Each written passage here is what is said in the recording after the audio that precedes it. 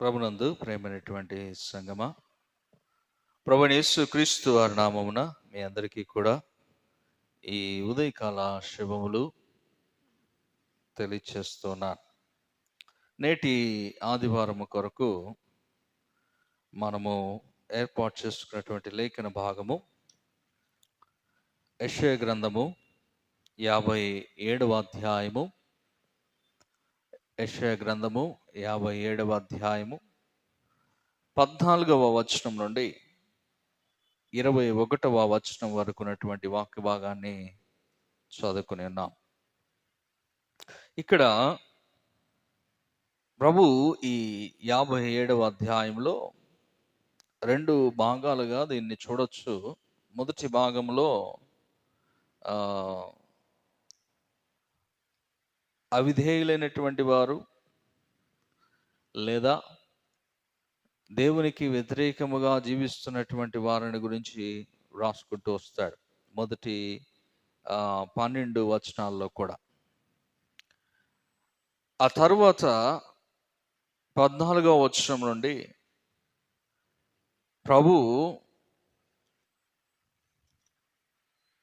ప్రభువును వెంబడించు వారి విషయమై, ప్రభు విషయమై, పశ్చాత్తాపడు విషయమై, వారి పాపముల విషయమై ప్రభు సన్నిధిలో మొరపెట్టే వారి గురించి, వారి విషయంలో ప్రభువు చేయబోతున్నటువంటి వాటిని గురించి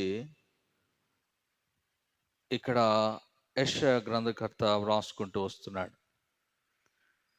ఇక్కడ ఈ మాటల్లో ఈ 14వ వచనంలో నుండి మనం చూస్తే, ఎత్తుచేడి త్రోవను సిద్ధపరచుడి, అడ్డు చేయి దాన్ని నా జనుల మార్గముల నుండి తీసివేయడి అని ఆయన ఆజ్ఞ ఇచ్చుచున్నాడు. ఎత్తుచేడి నా మార్గమును సిద్ధపరచుడి, త్రోవను సిద్ధపరచుడి.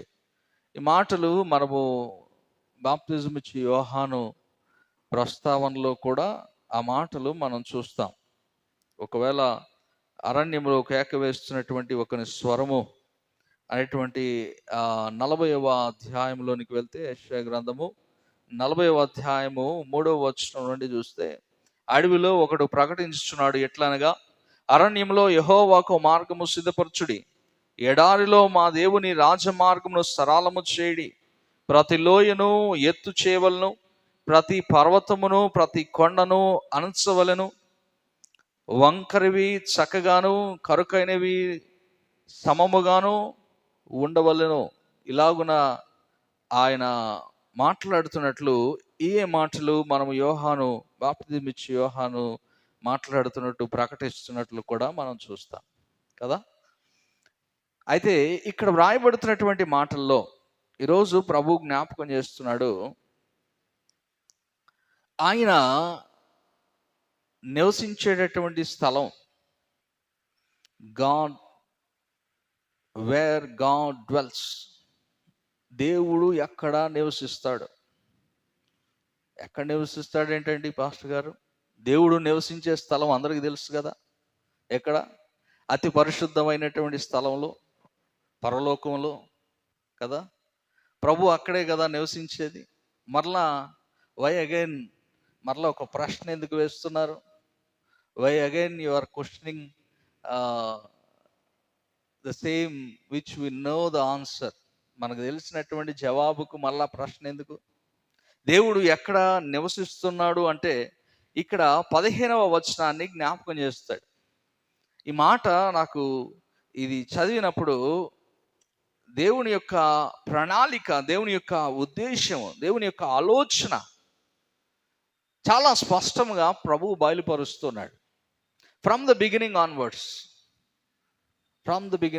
From the Adam and the Eve, ఆరంభంలో నుండే ప్రభువు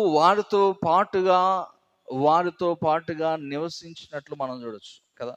ప్రభువు వారితో పాటు సాయంత్రం వేళ సంధ్య వేళ వారితో నడుచుకొని వారితో ముట్టనించినట్టు, లేకపోతే వారితో మాట్లాడుతున్నట్లు కదా. నోరు పలకట్లేదు, ముచ్చటించినట్టు, టక్కన మాట్లాడడానికి రాలే కదా. దేవుడు వారితో ముచ్చటించుకుంటూ, వారితో మాట్లాడుకుంటూ, వారితో సహవాసం చేస్తూ వెళ్ళాడు. సో లేఖనముల్లో ఇక్కడ ప్రభువు జ్ఞాపకం చేస్తుంది ఏంటంటే, ఆయన నివసించేటువంటి స్థలము ఉన్నతమైనది, పరిశుద్ధమైనది. ఇక్కడ అంటాడు 15వ వచనంలో, ఒకవేళ మనం చదువుకోగలిగితే, for thus says the one who is high and lifted up, who inherits eternity, who name is holy, I dwell in a high and a holy place, and with the upright and humble in spirit. నేను ఎక్కడ నివసిస్తానంటే 15వ వచనం అంటాడు, పరిశుద్ధుడును నిత్య నివాసి అయినటువంటి వాడు ఇలాగూ సెలవిస్తున్నాడు, నేను మహోన్నతమైన పరిశుద్ధ స్థలములో నివసించువాడును. ఇంకా అయినను వినయము గల వారి ప్రాణమును ఉజ్జీవింప చేయుటకును, నలిగిన వారి ప్రాణమును ఉజ్జీవింప చేయుటకును, వినయము గల వారి యొద్దను దీన మనస్సు గల వారి యొద్దను నివసించుచున్నాను. నేను పరిశుద్ధమైనటువంటి స్థలములో, మహోన్నతమైనటువంటి స్థలముల్లో నిత్య నివాసి అయినటువంటి నేను నివసిస్తున్నటువంటి వాడను. అయితే అక్కడ మాత్రమే కాదు, నాట్ ఓన్లీ దేర్, నేను అక్కడ మాత్రమే నివసిస్తున్నటువంటి వాడను కాదు, మరొక చోట కూడా ఉన్నాను. ఎక్కడున్నాను? ఎక్కడైతే వినయము కలిగినటువంటి ప్రాణం ఉందో, ఎక్కడైతే నలిగినటువంటి ప్రాణం ఉందో, ఎక్కడైతే దీన మనస్సు కలిగినటువంటి వారు ఉన్నారో, ఎవరి హృదయం అయితే దీన మనస్సు కలిగి, నలిగిన హృదయము కలిగి ప్రభువును వెతుకుతూ ఉందో, అట్టి వారి దగ్గర నివసిస్తా నేను అంటాడు. ఇక్కడ అంటే ఆ మాటలు మనం చూడొచ్చు. The most high God loves the most lowly of man. He lives in the highest heaven and in the humble heart. Not only in the highest place, ఉన్నతమైన పరిశుద్ధమైనటువంటి స్థలముల్లోనే కాదు, లోబడిన వారు, విధేయులైనటువంటి వారు, నలిగిన హృదయము కలిగి దీన మనస్సు కలిగినటువంటి ప్రతి ఒక్కరితో ప్రభువు నివసించేవాడు. దేవుడు ఎక్కడ నివసిస్తాడు? Yes, God lives in the highest place, highly and holy place. Not only there, when you live a humble life, when you live a humble in spirit, నీవు విధేయత కలిగి, వినయము కలిగి, విరిగినటువంటి మనస్సు కలిగి నీ ప్రభు ఎదుట ఉంటావో, అట్టి వారితో నేను నివసిస్తాను అంటాడు. ఎందుకో తెలుసా? ఎందుకు నివసిస్తాడంట తెలుసా? అదే ఆ వచనము మనం ఆ తర్వాతి మాటలను మనం చూస్తే, ఎందుకు అక్కడ నివసిస్తాడంటే, నేను వారి ప్రవర్తన చూచి తిని, 18వ వచనం, వారిని స్వస్థపరచుదును, వారిని నడిపింతును, వారిలో దుఃఖించు వారిని ఓదార్చుదును, వారిలో కృతజ్ఞతాబుద్ధి పుట్టించుచు దూరస్తులకును సమీపస్తులకును సమాధానమని చెప్పి నేనే వారిని స్వస్థపరచదని యెహోవా సెలవిచ్చున్నాడు. ఎందుకొరకు వారితో నివసిస్తాడట? Why God wants to live with the people who are humble. దేవుడు వినయము కలిగి, విధేయత కలిగిన వారితో ఎందుకు నివసించాలనుకుంటున్నాడంటే, to revive and to restore the people who are humble. తిరిగి వారిని ఉజ్జీవింప చేయడానికి, తిరిగి వారిలో పరిశుద్ధమైనటువంటి స్థితిలోనికి వారిని నడిపించడానికి నేను వారిని స్వస్థపరుస్తాను. I myself will heal. I'm going to heal them. నేను వారితో ఎందుకు ఉండాలనుకుంటున్నాను, వారితో నివాసం ఎందుకు చేయాలనుకుంటున్నానంటే నేను వారిని స్వస్థపరచాలనుకుంటున్నాను, నేను వారిని సరిచేయాలనుకుంటున్నాను. అదే కదా ఇక్కడ వ్రాస్తాడు, నేను దుఃఖపడుతున్నటువంటి వారిని ఓదార్చడానికి, వారిని స్వస్థపరచడానికి, వారిని నడిపించడానికి కదా, to guide them, to heal them, to conquer the promised land. దేవుని యొక్క ఉన్నత స్థలంలోనికి వారిని నడిపించుకోవడానికి దేవుడట నలిగిన ప్రాణమును, వినయము గల వారిని, దీన మనస్సు గల వారి యొద్దను ఆయన నివసించువాడై ఉన్నాడు. ప్రేమైనటువంటి వారలారా, దేవుడు ఎక్కడ నివసిస్తున్నాడో అంటే ఇక్కడ రెండు విషయాలు జ్ఞాపకం చేయబడుతున్నాయి. ఒకటి the holy place and highest place, అతి పరిశుద్ధమైన స్థలము, ఉన్నతమైనటువంటి మహోన్నతమైనటువంటి పరిశుద్ధ స్థలాల్లో ఉన్నాడు. రెండవది is with contrite and lowly. Contrite and lowly అంటాడు. అంటే కంట్రైడ్ అంటే రిపెంటెన్స్, పశ్చాత్తాపం, పశ్చాత్తాపడు వారి మధ్య, అలాగే వినయము కలిగినటువంటి వారి మధ్య, వారితో ప్రభువు నివసించడానికి ఇష్టపడేవాడు. ఇప్పుడు ఒక ప్రశ్న వేసుకోవాలి, ఏంటంటే ప్రభువు నాలో నివసిస్తున్నాడా? Is God is dwell in me? దేవుడు నివసించుటకు యోగ్యమైనటువంటి స్థలముగా నేను ఉన్నానా? అసలు డ్వెల్ అంటే ఏంటంటే అర్థం ఏంటంటే టబర్నికల్ అని అర్థం. The word taken from the tabernacle. Tabernacle అంటే దేవుడు నివసించేటటువంటి ఒక స్థలం. ఫర్ ఎగ్జాంపుల్ చర్చ్, ఆలయం, పరిశుద్ధ స్థలం, ఇక్కడ ప్రభువు ఉంటాడు. సో ప్రభువు నివసించేటటువంటి స్థలము, ఆమోదయోగ్యమైనటువంటి స్థలము ఈ జీవితమై ఉండాలి. మన జీవితాలు అలా ఉండాలి. ఇక్కడ జ్ఞాపకం చేయబడుతున్నటువంటి మాట, దేవుడు ఎక్కడ నివసిస్తున్నాడు అనేది దేవుడు జ్ఞాపకం చేస్తున్నాడు. అయితే ఇక్కడ కొన్ని మాటలు, కొన్ని వచనాలు మనము గుర్తు చేసుకుందాం. వాటిని కొన్ని జ్ఞాపకం చేసుకుంటూ ప్రభువు అక్కడ నివసించడానికి కారణం ఏంటి, ఎందుకు ఇక్కడ నివసిస్తున్నాడు అనడానికి కొన్ని విషయాలను మనం చూద్దాం. కొన్ని మాటలు మనం ఇక్కడ చూస్తే 13వ వచనంలోనే అంటాడు, 57:13, ఒకడు, చివరి మాటలు చూద్దాం, ఒకడు ఊపిరి విడిచిన మాత్రాన అవన్నీ కొట్టుకొని పోవును, నన్ను నమ్ముకుని వారు దేశమును స్వతంత్రించుకునుడు, నా పరిశుద్ధ పర్వతమును స్వాధీనపరుచుకుందరు. నన్ను నమ్ముకుని వారు. ఈరోజు 3 విషయాలు జ్ఞాపకం చేయాలనుకుంటున్నాను. దేవుడు ఎవరితో నివసిస్తాడు అనడానికి 3 విషయాలు ఇక్కడ మనం ప్రశ్నించుకుంటే, దేవుని నమ్ముకుని వారు, రెండవది నలిగిన హృదయము గలవారు, మూడవది నిమ్మలమైన స్థితిలో ఉన్నవారు. మొదటిది ప్రభువును నమ్ముకున్నటువంటి వారు. ఎవరైతే దేవుని ఆధారము చేసుకుని ఉంటారో వారు. నమ్ముకోవడం అంటే అంతే, fully 100% depending on God.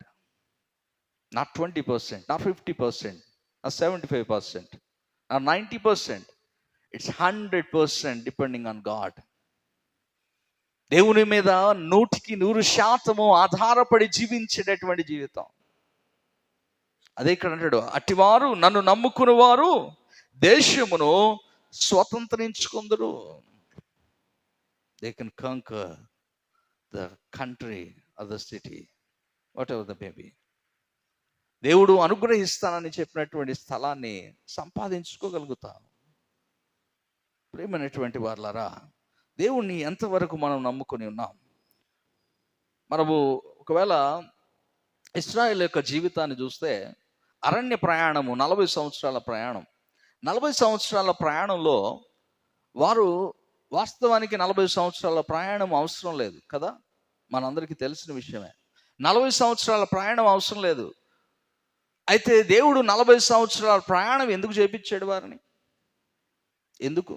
Why అంటే మొదటిగా గుర్తు చేసుకోవాల్సింది ఏంటంటే, God prepare the people how to depend upon God. ఈ 40 సంవత్సరాలు వారెక్కడా విత్తనం విత్తలేదు, వారెక్కడా పంటలు కొయ్యలేదు, వారెక్కడా శ్రమ పడలేదు, పని చేయలేదు. కానీ but they eat everyday. God feeded them everyday కదా. ప్రతిరోజు మన్నాను కురిపించాడు, ప్రతిరోజు వారు ఆహారం తిన్నారు. దేవుడు మన్నాను కురిపిస్తే వారికి ఆ రోజు food, unless there is no food. అంటే దేవుని కోసం వాళ్ళు ఏం చేయాలా? ఎదురు చూడాలా. ప్రభువా టైం అయింది. ఇంట్లో ఏదన్నా ఉంటే వండుకోవడానికి ఉంటుంది, ఇప్పుడు లేదు. So they have to depend. దేవుని మీద ఆధారపడాలి, దేవుణ్ణి మాత్రమే ఆధారం చేసుకోవాలి. సో ఈ 40 సంవత్సరాల ప్రయాణంలో దేవుడు వారికి నేర్పించింది ఏంటంటే, how to depend upon God. దేవుని మీద ఎలా ఆధారపడాలి. ఎందుకంటే వారి గతంలో దేవుణ్ణి ఆధారము చేసుకోక ప్రభువును మరిచిన వారు. But God then teaches a lesson. అంతేకాదు, 40 సంవత్సరాల ప్రయాణం చుట్టూ తిరిగిపోవడానికి ఐగుప్తులు వెనకాలే పరిగెత్తుకొని వచ్చారు, సైన్యం వెనకాల. ఎర్ర సముద్రం వైపు ఎందుకు నడిపించుకొని తీసుకెళ్ళాడు దేవుడు అంటే, ఎర్ర సముద్రం వైపు నడిపించుకొని తీసుకెళ్ళాడు కాబట్టే ఫరో సైన్యం అక్కడతో వెంబడించడం ఆగిపోయింది. ఎందుకు? ఫరో సైన్యం ఇక లేదు కాబట్టి. ఇక లేదు. ఒకవేళ వారు మరొక దారిలో కనాను పోయి ఉన్నా, కనానుకైనా వచ్చి వారిని మరలా తిరిగి తీసుకుని వెళ్ళి ఉండేవాళ్ళు ఐగుప్తీయులు. ఎందుకంటే ఐగుప్తీయుల సైన్యము, వారికి ఉన్నటువంటి బలము, వారికి ఉన్నటువంటి రథములు, వారికి ఉన్నటువంటి యుద్ధ నైపుణ్యత ఏ దేశానికి అప్పట్లో లేదు. అలాంటిది ఐగుప్తు దేశం. సో దేవుడు ఏం చేశాడంటే, వీళ్ళు మరలా ఫేస్ చేయొద్దు ఈ ప్రాబ్లం. సో ఆ సమస్య శాశ్వతమైనటువంటి పరిష్కారం ఏంటంటే, ఎర్ర సముద్రంలోనికి నడిపించడం, ఎర్ర సముద్రంలో ఐగుప్తీయులను ముంచివేయడం సైన్యాన్ని. ఇది దేవుని యొక్క ఉద్దేశంగా ప్రభు చేసుకుని వెళ్ళాడు. సో నమ్ముకుని వారుగా, ప్రభువును ఆధారపడినటువంటి వారిగా మనము ఉండవలసినటువంటి వారము. ప్రభు ఇక్కడ జ్ఞాపకం చేస్తున్నాడు, నేను వారిని చూచితిని, నేను వారిని చూచితిని, నేను వారిని నడిపించును. ప్రభువు మన ప్రవర్తనను చూచినటువంటి వాడు. ప్రభువు మనల్ని సమస్తము ఎరిగినటువంటి వాడు. మనము నడుచు ప్రతి త్రోవ, మన మార్గము, మనం ఎటు వెళ్తున్నామో మనల్ని సమస్తము ఎరిగినటువంటి వాడు. అందుకే ఇక్కడ ప్రభు తను తాను జ్ఞాపకం చేసుకుంటాడంటే, నేను నిత్యము కోపించేవాడిని కాదు, నేను ఎప్పుడూ కోపగించుకోను, ఎప్పుడూ నిత్యము పోరాడువాడను కాదు, ఎల్లప్పుడూ కోపించువాడను కాదు. ఒకవేళ నేను అలాగుంటే ఏమవుద్దట? నా మూలముగా జీవాత్మ క్షీణించిపోను. నేను నిర్మించుకున్నటువంటి నరులు క్షీణించిపోదురు. నరులు క్షీణించిపోవడం నాకు ఇష్టం లేదు, నశించిపోవడం నాకు ఇష్టం లేదు. అందుకే నేను నిత్యము పోరాడేవాడిని కాదు. కొంతకాలం వారికి నేర్పించాలనుకుంటాను. I want to teach lessons for the people, for my people. నా ప్రజల కోసం, నా ప్రజలకు నేను పాఠం నేర్పించాలనుకుంటాను. ప్రభు అలాగే చేశాడు. వారి చెరలో కానీ, వారి విడుదలలో కానీ, ఎవ్రీ టైం, ప్రతిసారి, ప్రతి సందర్భంలో దేవుడు వారిని రివైవ్ చేయడానికి, తిరిగి మరలా వారిలో ఉజ్జీవాన్ని రేకింప చేయడానికి, లేదా ఉజ్జీవాన్ని తిరిగి వారిలో కలిగించడానికి, వారిని తిరిగి ప్రభువు తన వారిగా మలుచుకోవడానికి ప్రభు ప్రయత్నం చేశాడు. ఇక్కడ కూడా ఆ మాటలు మనకు జ్ఞాపకం చేస్తున్నాడు. యెషయా గ్రంథంలో 57వ అధ్యాయంలో మనం చూస్తున్నాం. 19వ వచనం, కృతజ్ఞత బుద్ధి నేను వారికి కలిగిస్తాను. కృతజ్ఞత బుద్ధి, వారికి ఆ బుద్ధి కలుగునట్లుగా నేను వారిని చేస్తాను. ఎప్పుడు జరుగుతుంది? నువ్వెప్పుడైతే దేవుని మీద ఆధారపడి ఉంటావో అప్పుడు కృతజ్ఞత చెల్లించగలుగుతావు. అవునా కదా? ఆధారపడకుండా నీకు కలిగేవన్నీ కూడా నీకు నువ్వే సంపాదించుకుంటున్నావు అని నువ్వు అనుకుంటే కృతజ్ఞత ఎందుకు చెల్లిస్తావు? చెల్లించంగా. ఇప్పుడు నేను సంపాదించుకునేది నాకు కలిగిన సమస్తము నా మూలంగా కలిగిందని నేను అనుకుంటే దేవుని దగ్గరకు వచ్చి, దేవా నీ కృతజ్ఞతలయ్యా, కృతజ్ఞత అర్పణ చెల్లిస్తున్నాను ఎందుకు చెప్తాం? So we need to depend upon God. So దేవుడు ఏమంటే, నేను వారిని అలా చేస్తాను, నన్ను నమ్ముకున్నట్లుగా, నా మీద ఆధారపడినట్లుగా. చాలా సందర్భాల్లో దేవుడు ఇలాంటి మార్గము గుండానే నడిపిస్తాడండి మనల్ని, గుర్తుపెట్టుకోండి. ఇప్పుడు రక్తస్రావం కలిగినటువంటి స్త్రీ ఉంది, ఆమె గురించి రాయబడుతున్నటువంటి మాటలు ఏంటి? ఆమె వెళ్ళని వైద్యుడు అనేవాడు లేడు, అందరి దగ్గర పోయింది. She went to everyone. మొత్తం ఎక్కడ ఎవరు ఏం చేయగలరో అందరి దగ్గరికి వెళ్ళింది. లాస్ట్ హోప్ ఏంటంటే, పోయి యేసు ప్రభు వస్త్రమును చెంగును ముట్టుకుంటే నేను స్వస్థపడతా. So all the doors were closed, only one door was open. Right? ద్వారాలన్నీ ముసుగుపోయినాయి, ద్వారములన్నీ ముసుగుపోయినాయి. ఒకటే ఒక ద్వారం, only one door is open, that is Christ. క్రీస్తు ద్వారము మాత్రము తెరవబడినది, మిగిలిన ద్వారాలన్నీ మూసివేయబడ్డాయి. చాలా సందర్భాల్లో మన జీవితంలో ఇలాంటి పరిస్థితులు వస్తాయి. Definitely we will face this. ఇలాంటి పరిస్థితులు వచ్చినప్పుడు ప్రభు అంటున్నాడు, నన్ను నమ్ముకొనుడి, నా మీద ఆధారపడుడి. ఆధారపడినటువంటి జీవితము నీవు కలిగి ఉంటే, ప్రభు మీద ఆధారపడి ఉంటే, ఇదిగో ప్రభు యందు నిరీక్షణ నీవు కలిగి ఉంటే, నిన్ను అందులో నుండి దేవుడు, రక్షణకర్త అయినటువంటి దేవుడు నీకు విడుదల కలుగు చేస్తాడు. కీర్తనల గ్రంథము 42వ కీర్తనకాడు అంటాడు కదా, నా ప్రాణమా నాలో ఎందుకు కరిగిపోతున్నావు, నా ప్రాణమా నీవేళ కృంగి ఉన్నావు, నాలో నీవేళ తొందరపడుచున్నావు. దేవుని యందు నిరీక్షణ ఉంచుము, ఆయనే నా రక్షణకర్త, నా దేవుడని ఇంకను నేను ఆయన్ను స్తుతించదను. ఆయనే నా రక్షణకర్త, ఆయనే నా దేవుడు. నువ్వెలా కృంగిపోతున్నావు? వద్దు. దేవుడు నీతో నివసించాలని ఇష్టపడేటటువంటి వాడు, దేవుడు నీతో పాటుగా ఉండాలని ఆలోచన చేస్తున్నటువంటి వాడు, నీకు దూరముగా ఎక్కడో ఉండాలనుకునేవాడు కాదు దేవుడు. నిన్నెక్కడో పెట్టి దేవుడు ఎక్కడో ఉండాలనుకోడు. దేవుడు నిన్ను తన సమ్ముఖంలో ఉంచాలనుకుంటాడు. దేవుడు నీతో పాటుగా ఈ లోకంలో జీవించాలనుకున్నాడు. మనం చదువుకుంటాం కదా, ఈ యోహాను సువార్త 1వ అధ్యాయంలో, ఆదియందు వాక్యం ఉండెను కదా, వాక్యము దేవుని యొద్ద ఉండెను, వాక్యము దేవుడై ఉండెను, ఆయన ఆదియందు దేవుని యొద్ద ఉండెను, సమస్తము ఆయన మూలము కలిగెను, కలిగి ఉన్నదేది ఆయన లేకుండా కలుగలేను, ఆయనలో జీవముండెను, ఆ జీవము మనుషులకు వెలుగై ఉండెను,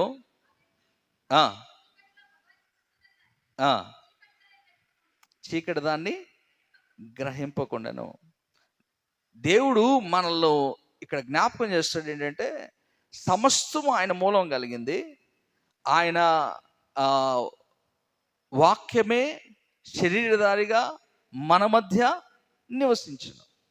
ఆ వాక్యమే శరీరధారిగా మన యొద్ద అంటే మన దగ్గర నివసించడానికి, మనతో ఉండడానికి ఇష్టపడినటువంటి వాడు దేవుడు.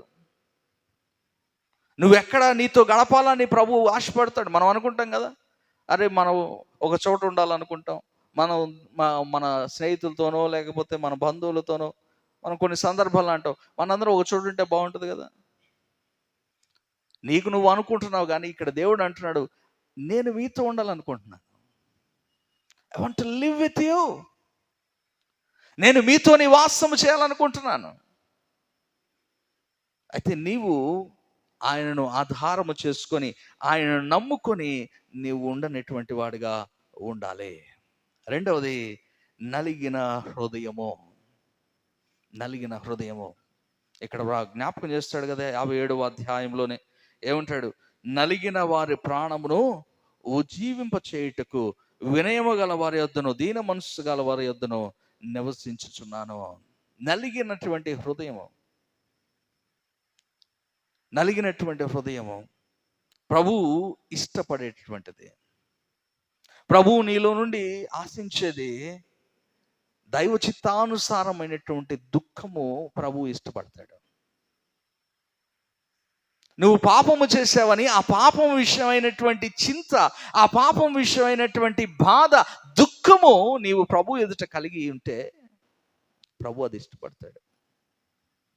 సో రిపెంటెన్స్ నలిగినటువంటి హృదయము అంటే అదే ఇక్కడ జ్ఞాపకం చేస్తాడు ప్రభు. అంటాడు కదా కీర్తనల గ్రంథము 51వ కీర్తన కూడా మనం చూస్తే 51వ కీర్తన 17వ వచనంలో 51వ కీర్తన 17వ వచనం, విరిగిన మనస్సే దేవునికి ఇష్టమైన బాలులు, దేవా విరిగి నలిగిన హృదయము నీవు దేవుడు ఎన్నడూ అలక్ష్యము చేయడు. విరిగి నలిగినటువంటి హృదయము గలవారిని దేవుడు ఎన్నడూ అలక్ష్యము చేయడు. నువ్వు అనుకుంటున్నావేమో దేవుడు నన్ను అలక్ష్యం చేస్తున్నాడు, దేవుడు నన్ను చూడట్లేదు, దేవుడు నన్ను పట్టించుకోవట్లేదు, దేవుడు నా జీవితంలో ఏం చేయట్లేదు. చేస్తాడు. ఎప్పుడు? నీవు నలిగిన హృదయము కలిగిన వాడవైతే, నీ హృదయము నీవు నలగగొట్టుకొని ఉంటే దేవుడు అట్టి వారిని అలక్ష్యము చేయడు. యెషయా గ్రంథం 66వ అధ్యాయము 2వ వచనంలో కూడా మనం చూడగలిగితే, అవన్నీ నా హస్తకృత్యములు, అవి నా వలన కలిగినవని యెహోవా సెలవిచ్చినాడు. ఎవడు దీనుడై నలిగిన హృదయము గలవాడై నా మాట విని వణుకుచుండునో వానినే నేను దృష్టించుచున్నాను. ఎవరిని నేను చూస్తున్నాను? ఎవరిని అలక్ష్యము చేయను? ఎవరిని కనిపెట్టుకొని ఉన్నాను? ఎవరి బలి నేను అంగీకరిస్తాను అంటే, ఎవరి అర్పణ నాకు అంగీకారయుక్తమైనటువంటిది అవుతుందంటే, ఇదిగో ఎవరైతే దీనులై నలిగిన హృదయము గలవారై ఉంటారో అట్టివారు. నలిగిన హృదయము కలిగినటువంటి వారు ప్రభువుకు ఇష్టలు. నీ హృదయము నలిగి ఉండాలి, నలగగొట్టబడి ఉండాలి. అంటే you need to repent your self. నువ్వు చేసినటువంటి పాపముల విషయమై నీవు చింతపడేవాడివై ఉండాలి. నీ ముఖము, నీ హృదయము ప్రభు ఎదుట చింపుకోవాలి. యోవేలు గ్రంథంలో రాయబడుతుంది. యోవేలు గ్రంథము 2వ అధ్యాయము 13వ వచనం చూస్తే, యోవేలు గ్రంథంలో రాస్తాడు 2వ అధ్యాయం 13వ వచనం, మీ దేవుడైన యెహోవా కరుణా వాత్సల్యము గలవాడను శాంతమూర్తియు అత్యంత కృప గలవాడనై ఉండి తాను చేయను ఉద్దేశించిన కీడును చేయక పశ్చాత్తాపడు గనుక మీ వస్త్రములు కాక ఏం చెప్పుకోవాలట? మీ హృదయములను చింపుకొని ఆయన తట్టు తిరుగుడి. దేవుడు నీలో నివసించాలంటే, దేవుడు నీతో నివసించాలంటే, దేవుడు మనలో నివసించాలంటే మన హృదయము నలిగిన హృదయమై ఉండాలి. మన హృదయమును చింపుకొని ఉండాలి, నలగగొట్టుకొని ఉండాలి. నీవు చేసిన ప్రతి పాపము, ప్రతి అతిక్రమమును ప్రభు ఎదుట ఒప్పుకొనవలసినటువంటి వారమై ఉండాలి. Don't cover your sins, because if you cover your sins, you will be covered with the sin. అర్థమైందా? నీ పాపాన్ని నువ్వు కప్పి పెట్టుకున్నావు అనుకో, పాపం నిన్ను గబ్బెట్టేస్తుంది.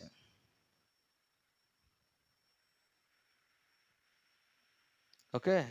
సో అందుకే అంటాడు, పాపం విషయమై నా హృదయము ప్రభు విషయంలో నేను నా పాపములు ఒప్పుకొనవలసినటువంటి వాడను.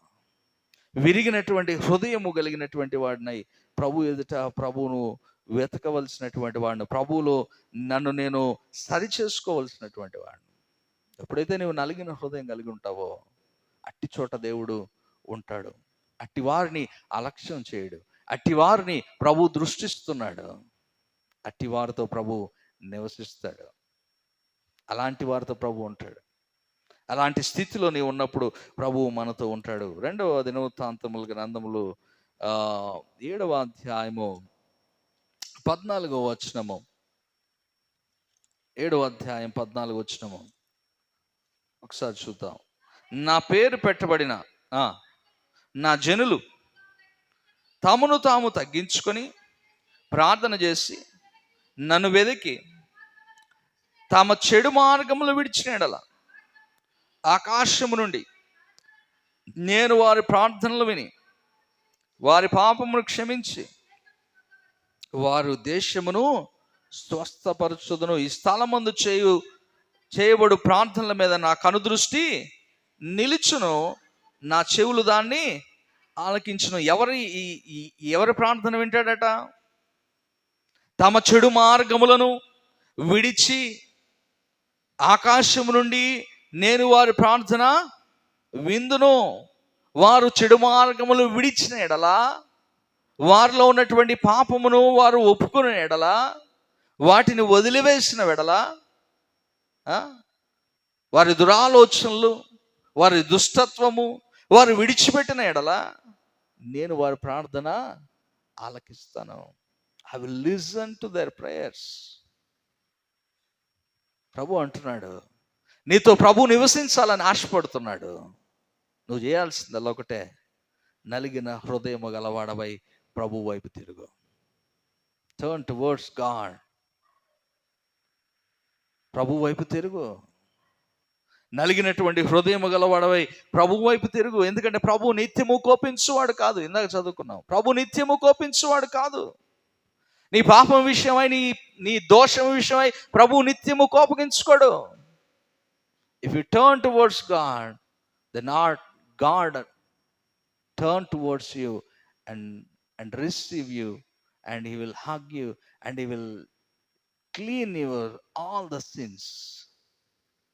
ప్రభు నీ ప్రతి పాపాన్ని తుడిచివేస్తాడు.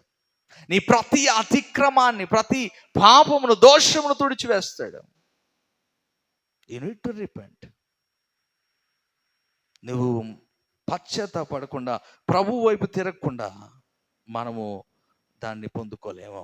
57వ అధ్యాయము, యెషయా గ్రంథం 55వ అధ్యాయము 7వ వచనంలో కూడా జ్ఞాపకం చేస్తాడు, నీవు దేవుని వైపు తిరిగిన ఎడల ఆయన బహుగా క్షమించును.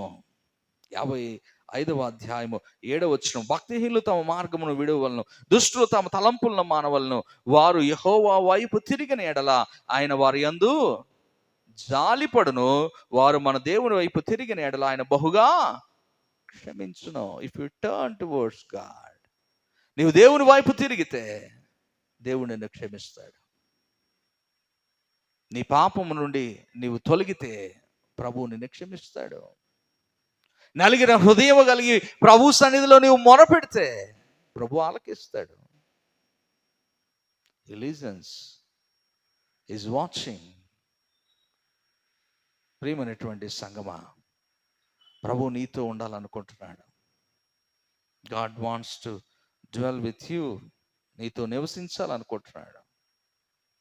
నీతో నివాసము కలిగి ఉండాలని ప్రభు ఆశపడుతున్నాడు. అందుకే ఈ మాటలు మనకు జ్ఞాపకం చేస్తున్నాడు. నలిగిన హృదయము కలిగి ప్రభు సన్నిధిలో మనం ఉండాలి. 2వ కొరింథీయులకు రాసిన పత్రిక, ఇందాక మనం చదువుకున్నాం, దైవ చిత్తానుసారమైన దుఃఖం అంటే అదే. కొరింథీయులకు రాస్తూ పౌలు అంటాడు, 2వ కొరింథీ పత్రిక 7వ అధ్యాయం 10వ వచనాన్ని మనం చూస్తే,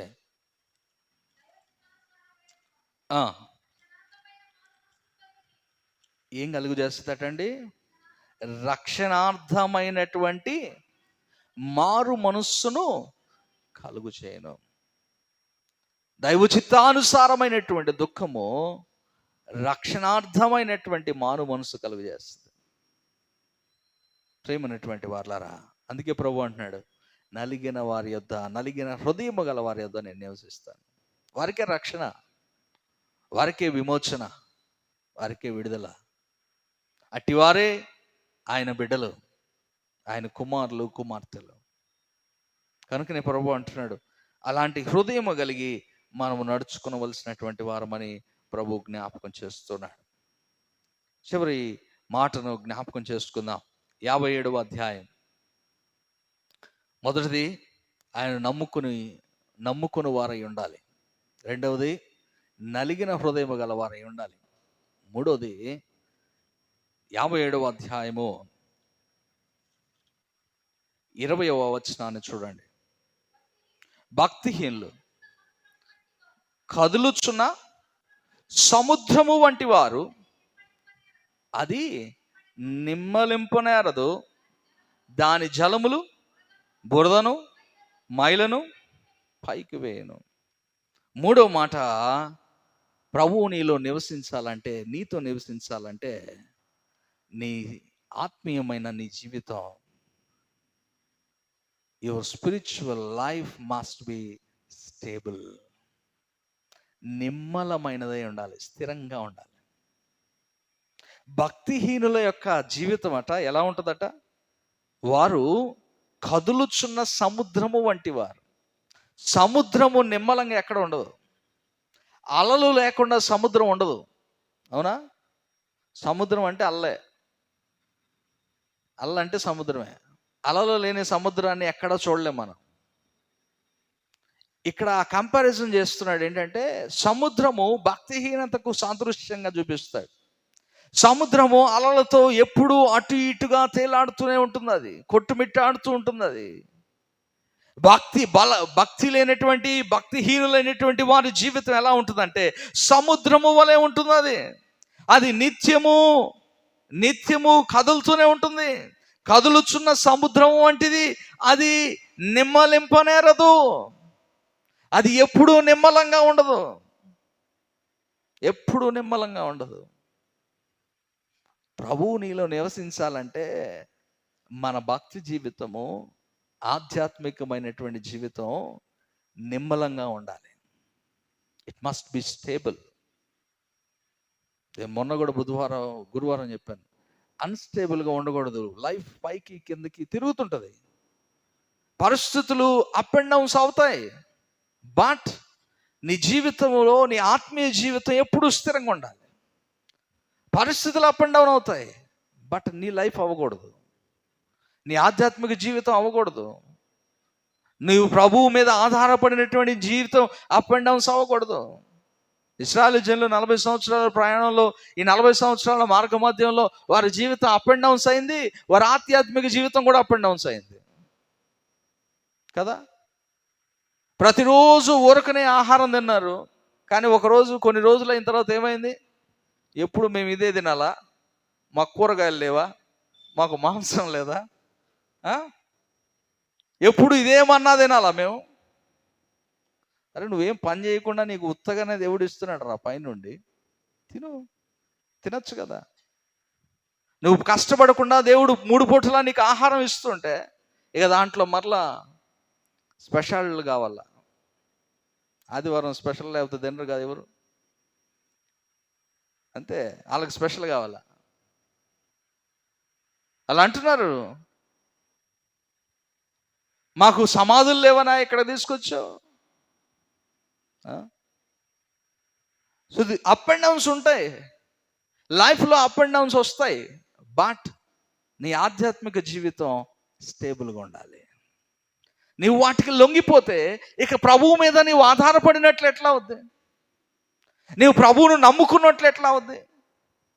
నువ్వు ఆ పరిస్థితులకు తగినట్టుగా నీవు పైకి పోయి కిందకు వస్తూ ఉంటే ఇక నీ జీవితం స్థిరంగా ఎక్కడున్నట్లు? ప్రభు అందుకే ఇక్కడ అంటున్నాడు, నిమ్మలమైనటువంటి స్థితి ఉండాలి. దేవుడు నీలో నివసించాలి అంటే ప్రభువు నీలో, నీ హృదయంలో ప్రభువు నివసించేటటువంటి స్థలముగా నీ హృదయము ఉండాలి. అంటే నీ ఆధ్యాత్మిక జీవితం ఉండాలంటే నిమ్మలంగా ఉండాలి.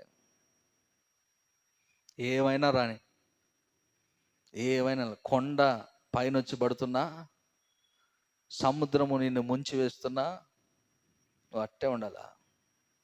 కదలవాకు.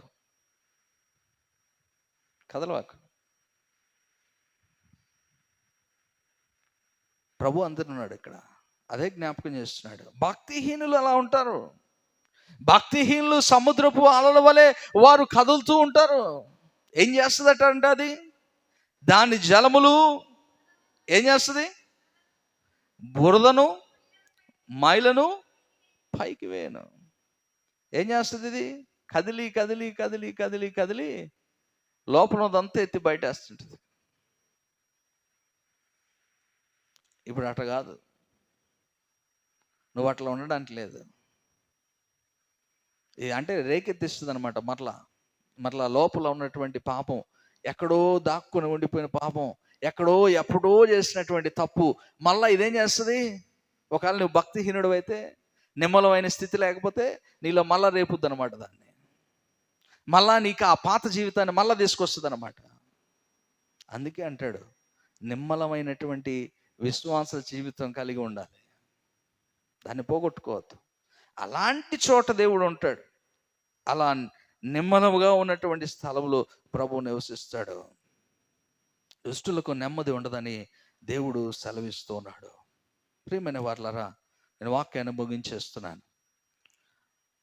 ఈరోజు ప్రభు జ్ఞాపకం చేస్తున్నాడు. ప్రభు నివసించేటటువంటి స్థలం high and holy. Not only there is wanted to live with you. నీలో జీవించాలనుకుంటున్నాడు, నివసించాలనుకుంటున్నాడు దేవుడు. అయితే నీవు ఎలా ఉండాలి? నీవు ప్రభువును నమ్ముకుని ఆధారపడి ఉండాలి. ప్రభువు ఎదుట నలిగిన హృదయము కలిగి ఉండాలి. ప్రభు ఎదుట నీ ఆధ్యాత్మిక జీవితము నిమ్మలమై ఉండాలి. It has to stable life. ప్రభు ఇక్కడ జ్ఞాపకం చేస్తున్నాడు. ఎందుకు అంటే, ప్రభు నీతో ఎందుకు నివసించాలంటే, ఎందుకు నివసించాలని ఇష్టపడుతున్నాడంటే, నేను ఆరంభంలో అని చెప్పాను, why God willing to live with you. Why అంటే, he want to revive you and he want to restore you. నిన్ను ఉజ్జీవింప చేయడానికి, నిన్ను తిరిగి ప్రభువు ఇచ్చినటువంటి ఆ మొదటి స్థితిని నీకు ఇవ్వడానికి ప్రభువు నీతో ఉండాలనుకుంటున్నాడు. కనుక ప్రియమైన వారలారా, ప్రభు ఎందుకు ఉండాలనుకుంటున్నాడో చెప్పాడు. ప్రభు ఉండడానికి మనం ఎలా ఉండాలో చెప్తున్నాడు. సో ఈ మాటల్లో ప్రభు మనకు జ్ఞాపకం చేస్తున్నాడు. మనము ప్రభువుకు అనుకూలంగా, ప్రభువు మీద ఆధారపడి, ప్రభువును నమ్ముకొని, నలిగిన హృదయము కలిగి, నిమ్మలమైనటువంటి మనస్సు, నిమ్మలమైనటువంటి స్థితి ఆధ్యాత్మిక జీవితంలో నువ్వు కలిగి ఉంటే, అప్పుడు ప్రభు నీలో కూడా నివసిస్తాడు. ప్రభు నీతో కూడా నివసిస్తాడు. నీవు ఆయన నివసించు యోగ్యమైనటువంటి స్థలముగా, ఉన్నతమైనటువంటి స్థలముగా నిన్ను ప్రభు మార్చుకుంటాడు. He will restore you and revive you. అట్టి కృప పరిశుద్ధాత్మ దేవుడు మనందరికీ అనుగ్రహించును గాక. ఆమేన్. ప్రార్థన చేసుకుందాం. పరిశుద్ధుడు అని నిత్యము పొగడబడుతున్నటువంటి మా తండ్రి, ఈ సమయంలో నీవు మాతో మాట్లాడుతున్న పరిశుద్ధమైనటువంటి స్థలములో, మహోన్నతమైనటువంటి స్థలములో నివసించు నీవు